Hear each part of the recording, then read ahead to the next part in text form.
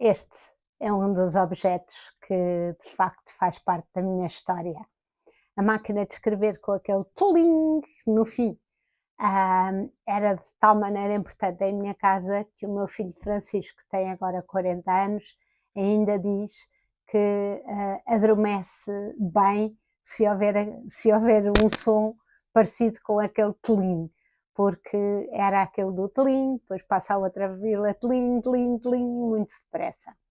Para mim, escrever à máquina foi um exercício que eu comecei a fazer no ano do propedêutico. Só quem é da minha idade é que sabe o que foi quando é o equivalente ao 12º ano, mas foi um ano que inventaram quando o caos no ensino era tal que tiveram que criar ali um intervalo para conseguir resolver a entrada na universidade. E durante esse ano eu já estava a trabalhar e a minha mãe disse-me que eu tinha que saber escrever à máquina sem olhar para as letras, sem olhar para as teclas, para poder ler um documento e estar ao mesmo tempo a escrever. Então eu tapei as teclas com um adesivo e tentei ensaiar. Esta mão ficou perfeita, esta nem sempre, mas a verdade é que sempre escrevi muito depressa e sem ter que olhar para o teclado. O cérebro é uma coisa extraordinária. E isto ajudou-me imenso na ortografia. Como se calhar já me ouviram dizer, eu sofro de dislexia nunca passa completamente, mas vamos encontrando formas de a contornar e o facto da máquina de escrever ajudou-me por duas razões. A primeira é porque, por muito rápido que eu escrevo mais devagar do que com a mão e o meu cérebro é obrigado a desacelerar um bocadinho, porque muitos dos meus erros eram erros de falta de atenção, porque eu já estava na minha cabeça, já estava na palavra no fim da frase, mas a minha mão ainda estava a escrever outra, portanto a palavra ficava assim uma supercalifragilisticexpialidocious que não se percebia nada. Portanto, ajudou-me a desacelerar. Por outro lado, ajudou-me a tomar consciência do valor de cada letra numa palavra, porque eu via as palavras um bocado, eu desenhava as palavras como quem desenha um desenho à vista. Era mais ou menos o que ali estava, mas não conseguia ter a noção do valor de cada uma das letras.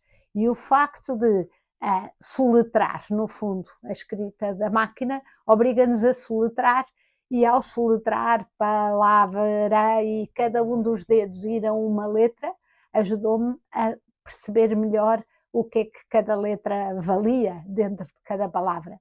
Porque há um erro que eu acho que os professores que provavelmente não tiveram contacto, nem percebem o que se passa no cérebro de um disléxico, imaginam que se a pessoa ler muito vai conseguir não fazer erros de ortografia.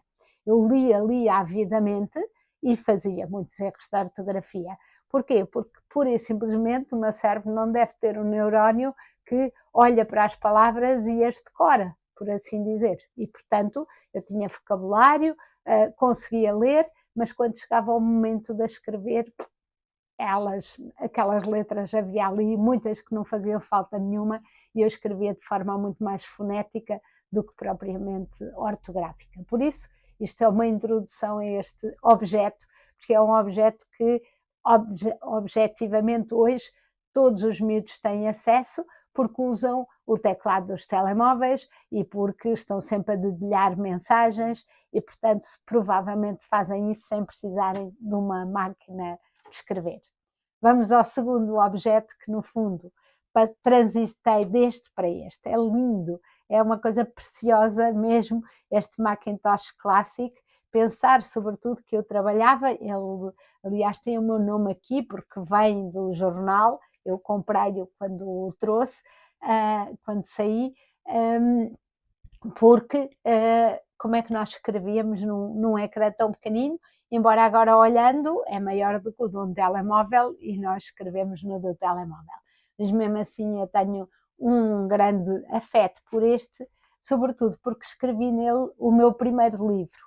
o guia para ficar a saber ainda menos sobre as mulheres, com as ilustrações fabulosas da Fernanda Fragateiro, que fizeram com que o livro fosse um objeto. Olhem para isto, é absolutamente magníficas as ilustrações delas.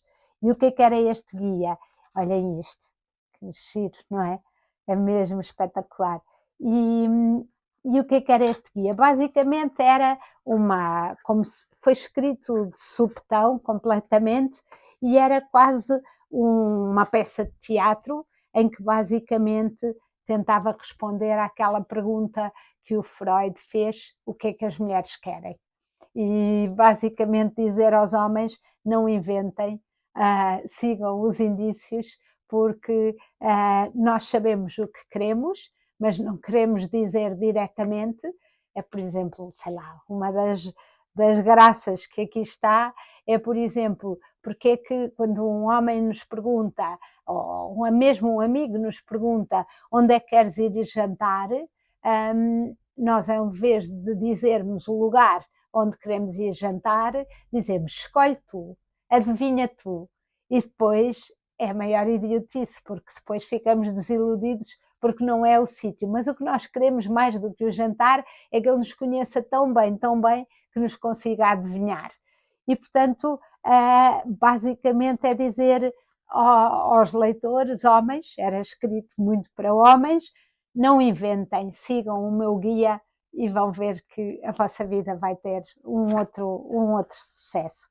É uma peça sem cenas de ciúmes, mas as lágrimas caem mesmo e são salgadas, sobre aquela ideia de que as mulheres choram, mas que o chorar é um teatro, quando não é nada. Nós choramos mesmo e é uma coisa boa. A importância dos pormenores, que são sempre tão importantes, e desejar-nos por palavras, por atos e sem omissões. É esta, basicamente, a mensagem deste livro. Portanto, há aqui muitas histórias e muitas inspirações e memórias ligadas a estes objetos todos.